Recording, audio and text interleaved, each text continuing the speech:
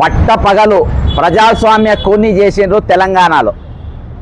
వాళ్ళు వీరో కాదు, బాజాప్తా ఒక రాష్ట్ర రెవెన్యూ మంత్రి ఈరోజు బాజాప్తా ఈరోజు ప్రజాస్వామ్యాన్ని కూని చేసిండ్రు. ఎట్లా కూని చేసిందంటే ఈరోజు ప్రభుత్వ ఉద్యోగులుగా ఉన్నటువంటి టీజీఓ టీఎన్జిఓ నాయకులతోని మమ్మల్ని ఎన్నికల్లో ఓట్లు వేపియాలి, ఉద్యోగ నాయకులు కూడా ఎట్లా ఓట్లు వేపిస్తాం, ఏ బూత్లలో ఎన్నెట్లో ఓట్లున్నాయి, మీకు బంగారు పళ్ళంలో పెట్టి గెలిపిస్తామని చెప్పి ప్రజా ఖజానా నుండి జీతాలు తీసుకొని మరి వాళ్ళు ఈరోజు 63 మంది రిటైర్డ్ ఉద్యోగులు మరణించినా వీళ్ళు మాట్లాడరు, ప్రభుత్వం డిఏలు ఇవ్వకున్నా వీళ్ళు మాట్లాడరు, పిఆర్సీఏలు ఇవ్వకున్నా వీళ్ళు మాట్లాడరు. కానీ ఈరోజు ప్రభుత్వానికి మాత్రం తాబేదారు లెక్క పనిచేస్తుడు, బానిస లెక్క పనిచేస్తుడు, చప్రాసి లెక్క పనిచేస్తుడు, కాంగ్రెస్ పార్టీ కార్యకర్తల లెక్క ఈరోజు ఉద్యోగ సంఘాలు పనిచేస్తున్నాయి. దాని పూర్తి ఫుల్ ఫోన్ ఎవిడెన్స్లతో సహా ఈరోజు తెలంగాణ మన ఎలక్షన్ కమిషన్కు ఈరోజు ఒక ఫిర్యాదు చేయడం జరిగింది.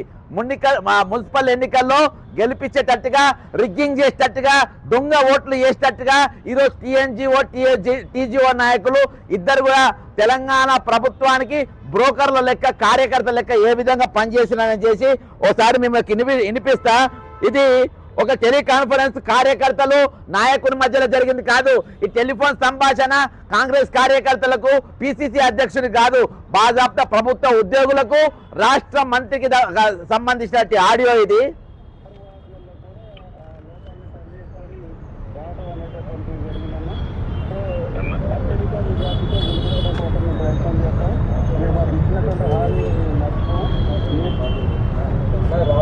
ఒక్క నిమిషం ఇలా క్లియర్గా వస్తుందా, మీకు ఇంకో క్లియర్ వాయిస్ వినిపిస్తా ఆడియో. రైట్, ఇది వినిపిస్తా. అయితే ఈరోజు బాజాప్తా బంగారు పల్లెంలో పెట్టి మిమ్మల్ని ఎన్నికల్లో గెలిపిస్తానని చెప్పారు. నా డిమాండ్ ఏంటంటే ఇవాళ ఏ డిమాండ్తో ఇచ్చిందంటే ఓ ప్రజాస్వామ్యాన్ని కూనీ చేసినటువంటి వ్యక్తికి ఈరోజు ఫ్రీ అండ్ ఫెయిర్గా ఎలక్షన్ జరగాల్సిన పరిస్థితిలో ఈరోజు రాష్ట్ర మంత్రి, రెవెన్యూ మంత్రిగా ఉన్నటువంటి వ్యక్తి ఈరోజు ఏ విధంగా రిగ్గింగ్ చేయాలి, ఏ విధంగా దొంగ ఓట్లు వేపియాలి, ఏ బూత్లలో ఎట్లెట్లా ఓట్లు వేపియాలో ఈరోజు బాజాప్తా సంభాషణ ఏదైతే చేసిందో ఆ వీడియో మొత్తం కంప్లీట్గా వైరల్ అయింది. కానీ ఎలక్షన్ కమిషన్ ఈరోజు సుమోటోగా కేసు తీసుకోవాల్సిన పరిస్థితి, బక్క జెర్సన్ అనేటోడు ఇక్కడ దాకా రాకుండా ఉండాల్సిన పరిస్థితి, అసలు నా అవసరం లేకుండానే వాళ్ళు ఇమీడియట్గా మంత్రికి నోటీసులు ఇచ్చి ఈరోజు కేంద్ర ఎన్నికల కమిషన్కు ఒక మంత్రి ఈ విధంగా వ్యవహరించిన పంపి, అంతేకాకుండా ఈరోజు ఈ సంభాషణ చేసినటువంటి ఉద్యోగ నాయకులను వీళ్ళు కింద ఎవరెవరు మరి ఈ స్కామ్లలో పాల్గొంటున్నారు, ఎవరెవరు ఈ రిగ్గింగ్ పాల్గొంటున్నారు, ఎంతమంది ఉద్యోగులు మరి ఈ విధంగా ఎలక్షన్ డ్యూటీ చేయబోతున్నారో వాళ్ళందరినీ ట్రేస్ అవుట్ చేసి తక్షణం డిస్మిస్ చేయాలి, సస్పెండ్ కాదు, డిస్మిస్ చేయాల్సిన అవసరం ఉంది. కానీ ఆ విధంగా ఈరోజు ఎలక్షన్ కమిషన్ చేయకుండా ఈరోజు ప్రభుత్వానికి మీరు మద్దతు లెక్క పనిచేస్తున్నట్టుగా ఈరోజు బాజాప్తా కనబడతా ఉంది. ఎందుకంటే వీళ్ళు కూడా ప్రభుత్వ ఉద్యోగులే కదా, ఇక్కడ ఉన్నోళ్ళు ఏం ఆకాశంకి వెళ్ళి ఊడిపడ్డోళ్ళు కాదు కదా. ఇవాళ నేను అన్ని ఫోన్లలో ఎక్కడ చూసినా ఇది నడుస్తూ ఉంటే ఇవాళ దాకా ఎక్కడ కూడా వీళ్ళ పైన యాక్షన్ లేదు. కాబట్టి ఈరోజు ఎలక్షన్ కమిషన్ వెంటనే వీళ్ళ పైన మరి అందరినీ డిస్మిస్ చేయాలి.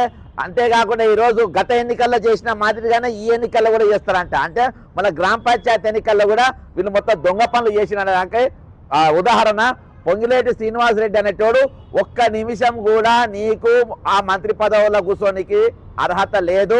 నువ్వు ఏ పార్టీ ఎక్కడ అధికారం ఉంటే ఆ పార్టీకి సంచులు వేసుకొని తిరుగుతూ ఉంటావు, ఎక్కడ రూలింగ్ ఉంటే అక్కడ పోతూ ఉంటావు, ఎక్కడ పచ్చకుంటే అక్కడ నిలబడుతూ ఉంటావు.